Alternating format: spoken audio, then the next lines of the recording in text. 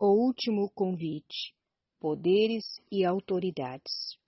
Por anos a fio, Hollywood tem lançado um filme após o outro sobre o fim do mundo, ou pelo menos sobre o fim do mundo conforme muita gente costuma conhecê-lo.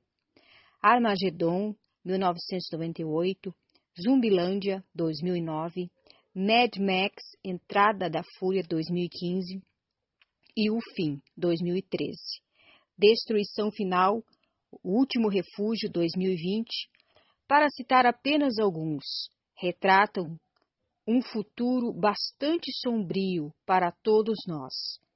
Repentinamente, com a Covid-19 e suas variantes, o retrato criado pela ficção científica parece próximo demais da realidade, causando grande apreensão. Mesmo se desconsiderarmos a ficção científica, a ciência apresenta um futuro que, em palavras amenas, é também bastante desanimador. Os cientistas afirmam que, mais cedo ou mais tarde, o universo, não só a Terra, mas todo o cosmos, chegará ao fim. Como? Dependendo dos cálculos feitos pelos cientistas, alguns postulam que o universo poderá se fragmentar, a grande ruptura. Outros, usando cálculos diferentes, predizem que poderá entrar em colapso, o grande colapso. Destes, o cenário mais popular é o que ele poderá se congelar, o grande congelamento. Paul Davies escreveu o universo hoje incandescente como uma profusão de energia de fonte nuclear. Acabará exaurindo esse valioso recurso. A era de luz findará para sempre. É mais ou menos assim. As estrelas seriam como grandes fogueiras que aquecem o universo, mas elas estão gastando sua energia, e como a energia não dura para sempre, um dia se apagariam se ninguém as recarregasse. Ruptura, colapso e congelamento. Em longo prazo, as coisas não parecem muito esperançosas, não é mesmo? Nova perspectiva. É interessante notar que a Bíblia também retrata o fim deste mundo, porém de forma bem diferente de Hollywood ou da ciência. Confira alguns textos bíblicos sobre a perspectiva do nosso mundo a longo prazo. Pois eis que eu crio novos céus e nova terra, e não haverá lembrança das coisas passadas. Jamais haverá memórias delas. Isaías 65:17. Nós, porém, segundo a promessa de Deus, esperamos novos céus e nova terra, nos quais habita a justiça. 2 Pedro 3:13. E vi um novo céu e a nova terra, pois o primeiro céu e a primeira terra passaram, e o mar já não existe. Vi também a cidade santa, Nova Jerusalém, que descia do céu da parte de Deus, preparada como uma noiva enfeitada para o seu noivo. Apocalipse 21, 1 e 2. Ou este, ou um dos mais esperançosos, ele lhes enxugará dos olhos toda lágrima, e já não mais existirá mais morte. E já não haverá luto, nem pranto, nem dor, porque as primeiras coisas passaram. Nada parecido com o grande congelamento, nem com o grande colapso, certo? Tampouco com o futuro retratado em Zumbilândia. Sim, a ciência e a revelação bíblica estão de acordo. Nosso mundo não permanecerá nesta condição para sempre. Tudo vai mudar. Mas e quando, e quanto a nós e as pessoas que amamos? O fim do mundo será o fim definitivo para todos nós também? A grande ruptura ou o grande congelamento não oferecem qualquer esperança em longo prazo, não é verdade? Como pode-se perceber, as previsões da ciência nada nos oferecem, além da perspectiva de que nós e nossos amados desapareceremos no esquecimento eterno. A conclusão mais óbvia é que, em última instância, não valemos nada. Nossa vida não tem significado algum e não temos relevância maior do que uma nuvem de poeira cósmica. Devo lhes declarar, mais uma vez, a suprema inutilidade da cultura, da ciência, da arte, do bem, da verdade, da beleza, da justiça, escreveu o espanhol Miguel de Unamuno. Se afinal, enquanto dias ou em 4 milhões de séculos, não importa qual dos dois, não existirá mais consciência humana para se apropriar dessa civilização, dessa ciência, dessa arte, deste bem, dessa verdade, beleza, justiça e de todo o resto? Em contraste, a Bíblia traz a promessa de um futuro radicalmente diferente para o mundo. E o mais importante para nós, um novo céu, uma nova terra. Contudo, essa promessa leva uma pergunta lógica. O que acontecerá com o antigo céu e a antiga terra? O que acontecerá com eles e conosco? A resposta é cheia de promessa e esperança. O antigo céu e a antiga terra serão renovados, transformados em um novo céu e uma nova terra, os quais serão habitados pelas pessoas por toda a eternidade, em uma existência sem maldade, sofrimento, doença e morte. Trata-se de um conceito difícil de ser imaginado. No entanto, a Bíblia afirma que antes de tudo isso acontecer, uma crise terrível sobrevirá ao mundo. Uma crise que fará alguns desses filmes apocalípticos de Hollywood parecerem brincadeira de criança. O profeta Daniel do Antigo Testamento advertiu, e haverá tempo de angústia como nunca houve, desde que existem nações até aquele tempo. Daniel 12:1. Desde o surgimento da Covid-19, alguém duvida de que o mundo inteiro pode, de uma hora para outra, enfrentar uma crise? Quem não tem a sensação de que essa pandemia pode ser o princípio das dores?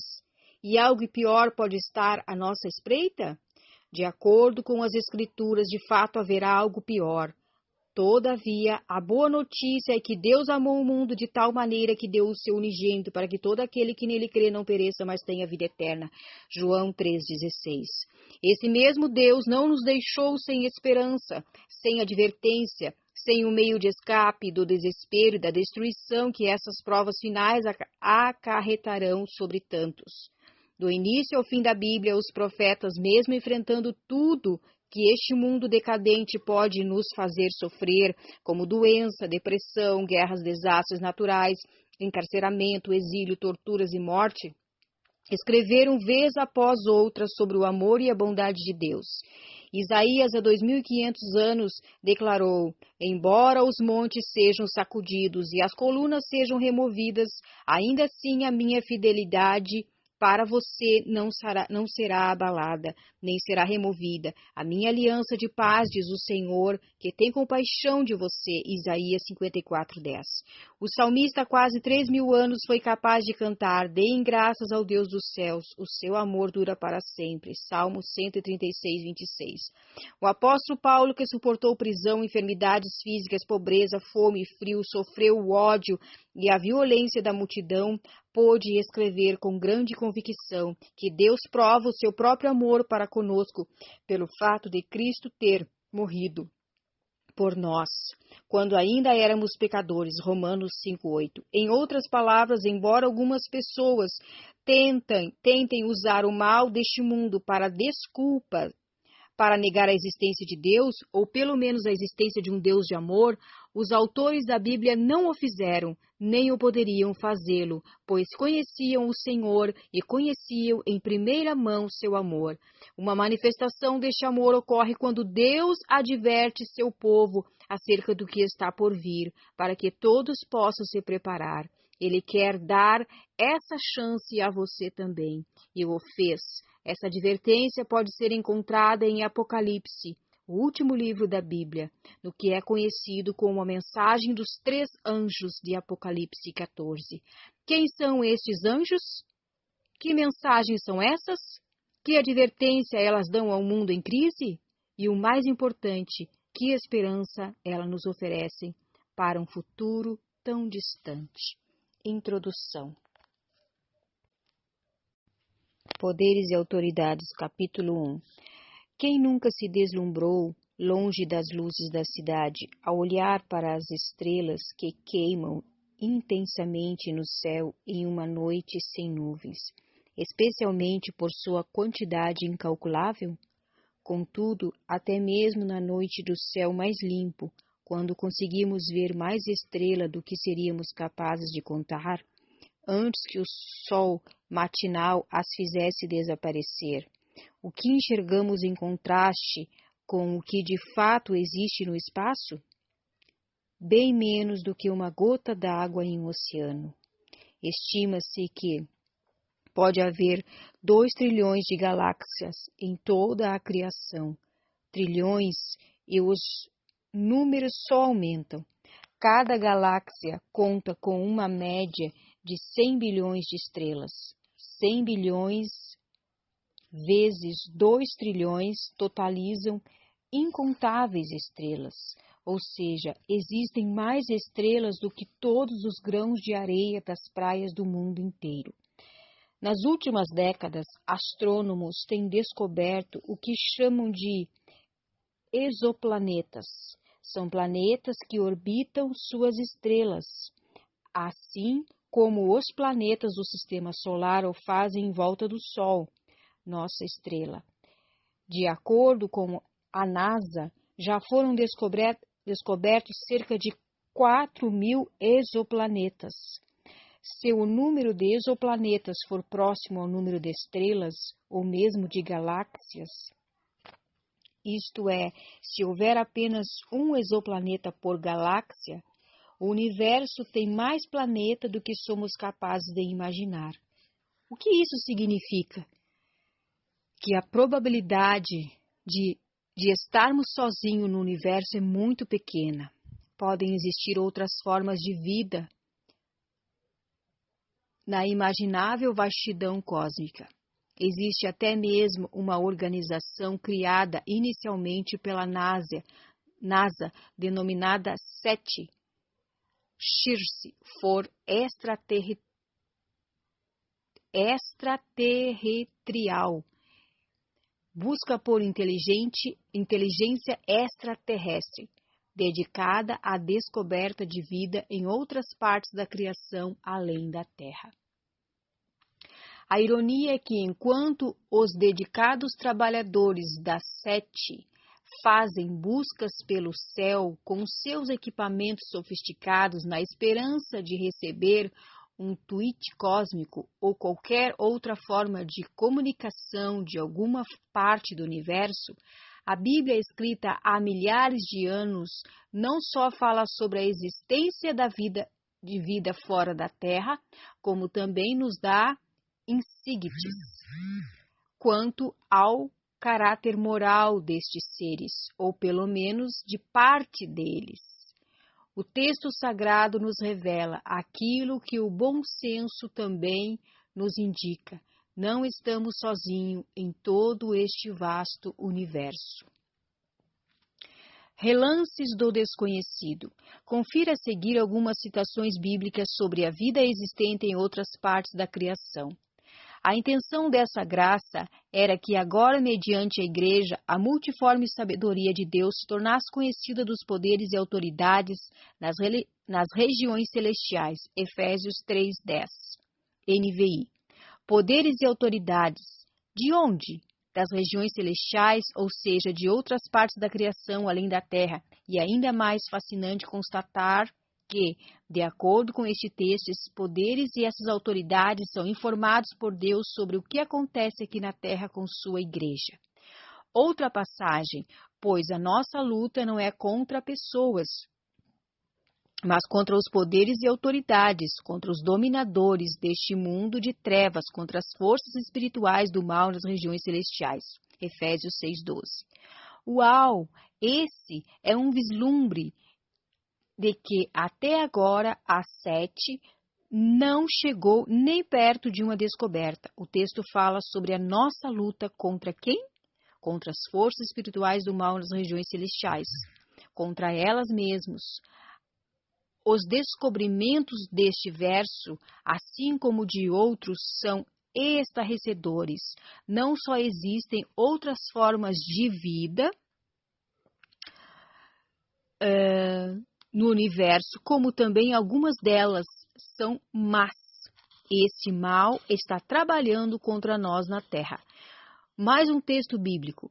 Pois nele foram criadas todas as coisas nos céus, na terra, as visíveis e as invisíveis, sejam tronos ou soberanias, poderes ou autoridades, todas as coisas foram criadas por ele e para ele.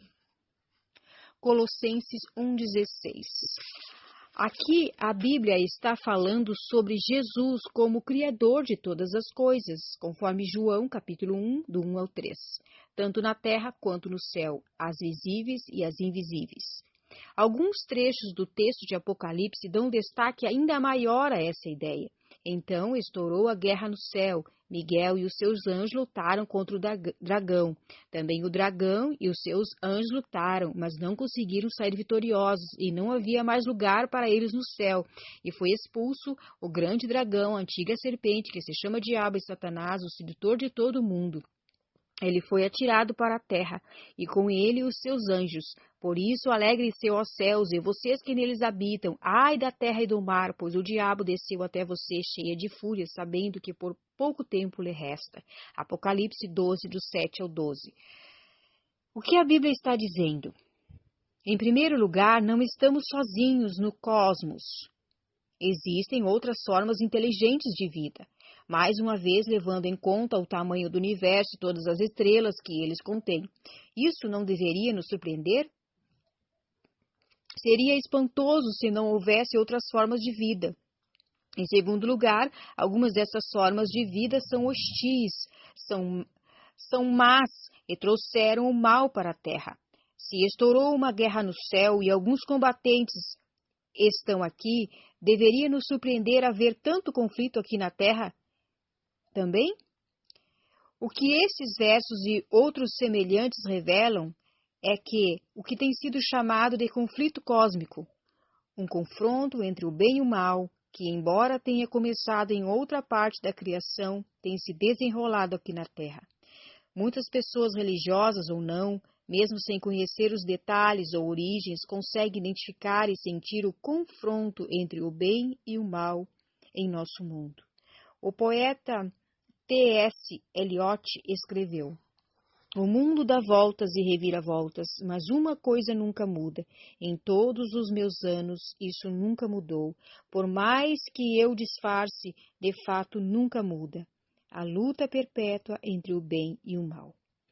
Até mesmo o ateu tinha dura como o alemão Friedrich escreveu: vamos concluir os dois valores contrapostos, bom e ruim. Bom e mal travaram na Terra uma luta terrível, milenar. Embora o segundo valor há muito predomine, ainda agora não faltam lugares em que a luta não foi decidida. O teólogo Michael Brown, ao falar sobre a luta entre o bem e o mal, a chamou de conflito cósmico. Se Deus sabe de tudo, é cheio de amor e poder, por que então existe tanto mal no mundo? Conforme veremos, as três mensagens angélicas são fundamentais para reconhecer esta pergunta.